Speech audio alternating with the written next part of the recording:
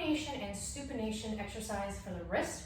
Similar to our extension and flexion, we want to be on a flat surface, so only our wrist is moving. If I have my forearm off, so I'm only kind of sitting on my elbow, I'm much more likely to get movement through the forearm, and that's what we want to avoid when doing these exercises. So you can do this a couple different ways. You can use a hammer, because a hammer is going to have more load at one end than the other.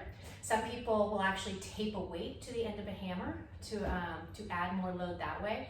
If you have a training club, same concept. But for most of us, we're probably not going to have something like that at our disposal, so we can use a PVC pipe, a broomstick, or something that's a little longer in length. So to start with just your basic pronation, supination, I'm just going to grab that PVC pipe and I'm going to rotate to one direction, all the way to that end range, not letting my forearm move, and then back to the opposite direction under control. To make this harder, you're just going to go further to one side. So now I have a lot more weight on the opposite side of my PVC stick, which is going to challenge me throughout this movement.